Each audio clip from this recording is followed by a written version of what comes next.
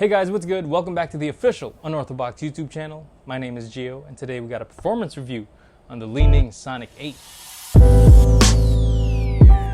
So first off, if you are new to the channel, please help us out by hitting that subscribe button. Leave a like or comment below to let us know what you're thinking. And with that being said, let's get on to the shoe.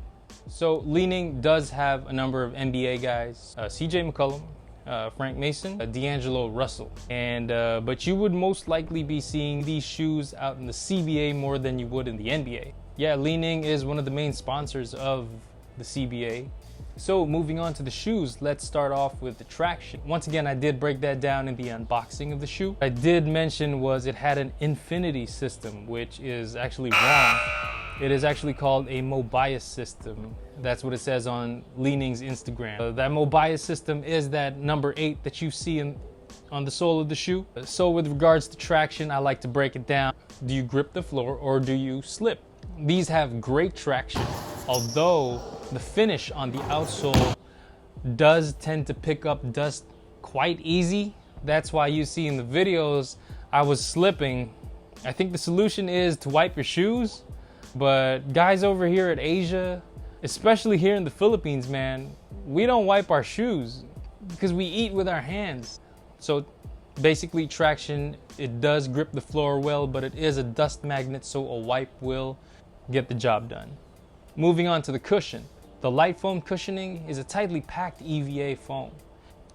Is it more of a court feel shoe? Is it more of a cushion shoe? Based on experience, I will just say that it is a court feel shoe. Also going further, as for cushion, does it absorb or does it bounce? What light foam feels like is it's more of an absorbing kind of cushion. It gives you that plush absorption feel. And I just got to mention that that exaggerated heel counter does really help on heel to toe transition, along with that forefoot extension for the toe drags or toe offs. You got yourself covered with that. So moving on to the materials, textile upper, mid-foot containment, and the different components of the tongue. There is neoprene at the top of the tongue and on the bottom of the tongue. The middle of the tongue is a regular mesh. So when you are tightening your laces, there is a lot of give in the neoprene parts, allowing for more comfort, but at the same time locking you down. And in the midfoot, where you don't really feel too much of a lacing press, it feels okay. So rather than making a whole neoprene tongue that might stink up in the future, I think the material placement was on point on these shoes. And moving on to the fit, so I don't know if it goes for all off-brand or Chinese shoes, but I did hoop in a 361 and I did go with a 10.5. I went 10.5 on these. I am a size 11 on Nikes and they fit me perfectly. I have no complaints whatsoever, except for the left shoe around this part right here. It did feel like it was digging into my ankles. So that could just be my foot, but you could have a different experience. How do you find out those? You just got to try them on yourself. So going down half a size from your usual might do you good in the long run. So lastly, for support, I like to break down support as, does it feel like a restrictive shoe or does it feel more of like a free-flowing shoe? There is a containment unit in the midfoot, but I would have to say that these are more of a free-flowing shoe. I did not feel restricted in any way, so I did not feel any discomfort in any way.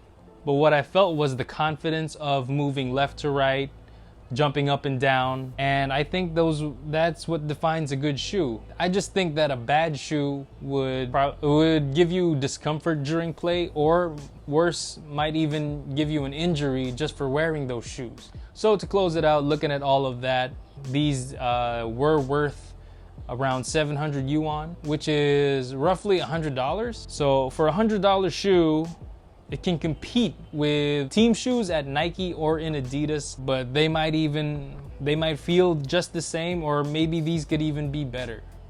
So given that price point, you are getting a good bang for your buck. Now the main problem with these Chinese shoes is that I don't think they make sizes beyond size 12, I think. But if basketball does come back, I can see myself hooping in a pair of Li-Nings pretty soon. If these were to ever come out in Famuji, your base price point would have to be $100. So add a bit of shipping and some tax. Maybe you can decide for yourself if you want to get these shoes or not. So with that being said, I think that wraps it up for the Li-Ning Sonic 8. So until the next time, guys, stay safe out there.